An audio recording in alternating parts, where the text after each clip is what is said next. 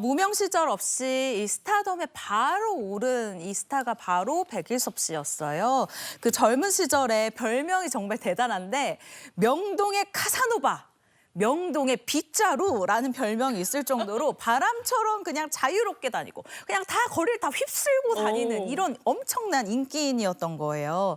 그런데 이렇게 자유로운 생활을 뒤로하고 36살에 결혼을 합니다. 그때 당시로 치면 조금 늦은 결혼이 아닐까라는 생각이 드는데 이렇게 결혼을 하고 나서 일남 일녀를 두고 약 37년의 결혼 생활을 이어가는데요. 이때 그러니까 지금으로 치면은 7년 전인 이 73세에 가방 하나만 정말 그때 영상을 봤더니 정말 가방 하나만 딱 들고 이 집을 나왔다고 하더라고요. 그러면서 아내와 이혼은 하지 않고 이제 방송에 사실 그때만 해도 조론이라는 단어가 나오기는 했지만 사람들이 저 조론이에요 이렇게 말하는 분위기는 아니었거든요. 연예인들 중에는 제가 알기로는 최초로 이 조론을 하고 있다. 우리는 지금 조론 상태다라고 언급을 하기도 했습니다. 네, 뭐 지금은 조론 뭐 워낙 많이 알려져 있긴 하지만 당시엔 정말 그랬을 수 있을 것 같고요. 그때는 정말 그 조론이라는 단어를 들으면 그래서 이게 뭐야라고 한번 물었을 것 같아요. 그렇죠. 이게 이제 일본 소설에서 처음 나온 단어인데 결혼을 졸업한다는 거죠. 말하자면은 법적인 부부 상태는 결혼 상태는 유지를 하는데 각자 자유롭게 서로 개의치 않고 자유롭게 산다는 겁니다. 사실 이제 백일섭 씨가 요 조론 이라는 타이틀로 예능하기 시작하셨을 때 제가 좀 뵀어요. 만나 뵀더니 백일섭 씨가 이렇게 얘기해요. 나는 조론이 뭔지도 몰랐어. 이렇게 얘기하시는 거예요. 네. 제작진이 그러니까 내가 이게 조론인가 이렇게 얘기를 하셨다고 하는데 제가 당시 들어보니까 그렇습니다.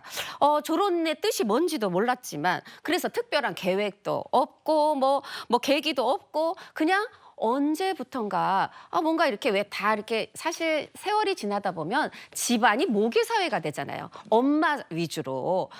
그런데 나는 막 일하다가 밤에 들어가 보면은 먹을 것도 별로 없고 혼자서 이렇게 밤에 라면 끓여 먹고 이렇게 살다 보니까 뭐 그냥 이럴 거 막 소리 또 나면 깰까 봐 이렇게 조심조심 해야 되잖아요. 그래서 막연히 언제부턴가 야, 혼자 나가 살아야 되겠다 이렇게 생각을 하셨고 그거를 이제 실천에 옮기셨는데 이걸 이제 예능에 출연하면서 이때 이제 제작진이 이게 조론입니다. 이렇게 말씀을 해주셔서 이게 조론이구나 하기 시작한 게 벌써 7년이 됐는데 꽤 오래됐네요. 네, 7년이. 물론 당연히 지금까지도 법적으로 부부 상태시고 저랑 이제 같이 있을 때 띠링 뭐가 울리더라고요. 이게 뭐 열심히 이렇게 보세요. 뭐예요? 그랬더니 또 아내분이 또 이렇게 쓰시는 카드. 근데 표정이 밝으시더라고요.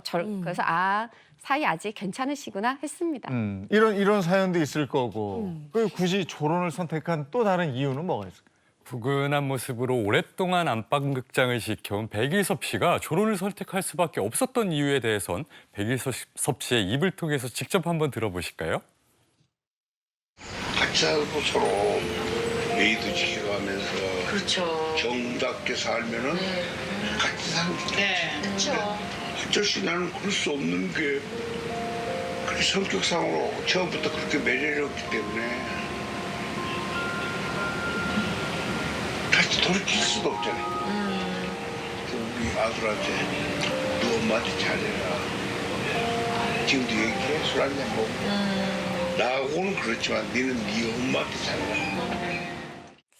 네, 백일섭 씨는 그 아내와의 사이가 원만하지는 못했었나 봅니다. 네, 이런 이야기를 했어요. 서로 이 참고 참은 앙금과 벽을 깰 수가 없었다라는 거예요. 서로 싸울 수도 없었다. 왜냐하면 대화가 없었으니까. 그래서 벽이 굉장히 두꺼워졌다. 벽을 깨고 다시 원점으로 갈 수가 없어서 새로운 삶을 찾자고 생각을 했다라고 이 아내와의 당시 관계에 대해서 밝힌 적이 있는데요. 예를 들어서 이 정도의 성격 차이였다라고 예를 든 게 있는데 백일섭 씨 같은 경우는 술도 굉장히 좋아하고 사람들을 불러 모아서 이제 왁자지껄하게 막 이야기를 하면서 술 마시는 걸 참 좋아했다고 해요. 그래서 그렇게 좀 주변에 피해를 안 끼치려고 전원주택으로 들어갔는데 이 선택을 아내는 굉장히 힘들어했다고 합니다. 남들에게는 피해를 안 끼치지만 정작 같이 살고 있는 이 부인은 남편이 술도 자주 마시고 매일 이렇게 술상도 봐줘야 되고 이게 굉장히 좀 힘들었었던 것 같아요. 그렇게 점점 이 일상에서 부딪히는 것들이 많았고 70세가 넘었었던 어느 날 백일섭 씨가 가방을 싸들고 집을 나갔었던 이 이유가 있었고 그리고 나간 이후에 환청이 또 들렸다고 합니다. 스트레스가 굉장히 컸던 것 같아요. 그리고 집으로 들어갔지만 집 안에는 들어가지 못하고 지하 공간에서 또 2, 3개월 정도 시간을 보냈다라고 얘기를 하거든요. 그런데 그 기간 동안 아내분이 또 화가 굉장히 많이 있었던 것 같아요, 이미. 그래서 지하 공간에 있지만 남편과 아내가 얼굴을 보지 못했다고 합니다. 그렇게 조론의 시작이 이제 됐다고 해요. 동료 연예인들은 또 걱정을 많이 했다면서요? 아이고 강부자 누나가 막 너 이러면 안 돼 막 이렇게 또 혼을 내시고 친누나 같은 마음이었겠죠. 이순재 선생님도 너 그러지 말고 빨리 들어가라 막 이러셨지만 아이고 지금 냉장고 열어보면 며느리가 갖다 준 반찬도 있고 강아지 키우면서 재밌게 사시더라고요.